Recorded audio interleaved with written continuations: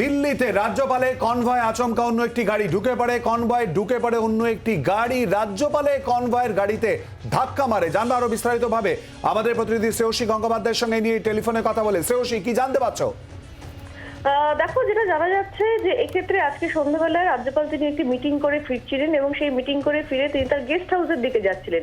এই মুহূর্তে তিনি বঙ্গভবনে না থাকেন না, তিনি আজকে এখন রয়েছেন তিনি সেক্ষেত্রে পুসা এরিয়াতে একটি সেন্ট্রাল গভর্নমেন্টের গেস্ট হাউসে তিনি রয়েছেন। এখন এক্ষেত্রে একটি মিটিং সেরে যখন তিনি সেই গেস্ট হাউসের দিকে যাচ্ছিলেন সেই সময় কিন্তু রাজ্যপালের কনভয়ের মধ্যে একটি গাড়ি ঢুকে পড়ে এবং যেটা জানা যাচ্ছে যে এই গাড়িটিকে অনেকবার আটকানোর চেষ্টা করা হয়েছিল, কিন্তু সে আটকানোর চেষ্টার পরেও কিন্তু কার্যত গাড়িটি থামেনি এবং সেক্ষেত্রে গাড়িটি ঢুকে পড়ে এবং গাড়িটি ঠিক রাজ্যপালের যে গাড়ি সেই গাড়ির ঠিক পেছনে লাগিয়ে দেয় এবং একটা সময় এমন পরিস্থিতি তৈরি হয় যে এই গাড়িটির সঙ্গে সেক্ষেত্রে অন্য আরেকটি গাড়ির ধাক্কাও লাগে।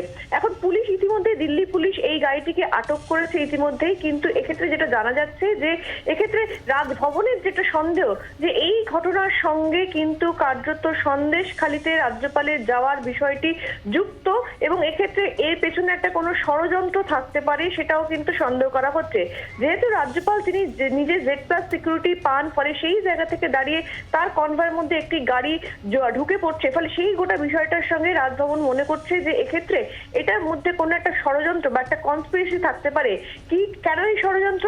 যেহেতু রাজ্যপাল তিনি সন্দেশখালিতে গিয়েছিলেন এবং সেক্ষেত্রে শাহজাহান এবং তার অনুগামীদের নানান কুকীর্তি নিয়ে সরব হয়েছিলেন সেই এবং সেখানকার যারা মানুষরা তাদের কাছে রাজ্যপালের কাছে অভিযোগ করেছিলেন, ফলে সামগ্রিক বিষয় খতিয়ে দেখে কিন্তু সেটা রাজভবন মনে করছে যে এই সন্দেশখালিতে রাজ্যপালের যাওয়ার সঙ্গেই কিন্তু কার্যত এইভাবে তার কনভয়ের মধ্যে গাড়ি ঢুকে পড়া এবং সেই ঢুকে পড়ে তারপরে সেক্ষেত্রে গাড়িটিকে কোনোভাবে আটকানো যাচ্ছিল না, গাড়িটি ঢুকে পড়ে এবং ঢুকে পড়ে ঠিক রাজ্যপালের গাড়ির পেছনে গাড়িটি লাগিয়ে দেওয়া হয়। ফলে সামগ্রিক এই সমস্ত কিছুর সঙ্গে কিন্তু রাজ্যপালের সন্দেশখালি যাওয়া এবং সেক্ষেত্রে শাহজাহান এবং তার সঙ্গীদের যে কুকীর্তি সেই কুকীর্তির বিরুদ্ধে তার সরব হওয়া, এই সামগ্রিক সমস্ত কিছু নিয়েই কিন্তু কার্যত এই ঘটনার সঙ্গে যুক্ত, এমনটাই কিন্তু রাজভবনের সন্দেহ। ধন্যবাদ শ্রেয়সী।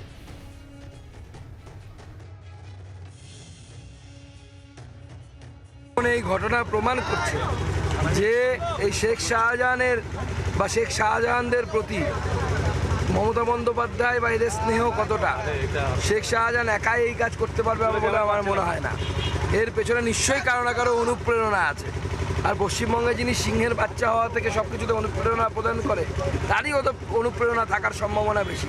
তদন্ত হওয়া উচিত, কারা করেছে দেখা উচিত এবং তাদের সাথে পশ্চিমবঙ্গের তৃণমূল কংগ্রেসের কোনো যোগাযোগ আছে কিনা সেটাও একবার তদন্ত হওয়া উচিত। বাংলার আওয়াজ, বাঙালির আবেগ, জি 24 ঘন্টা।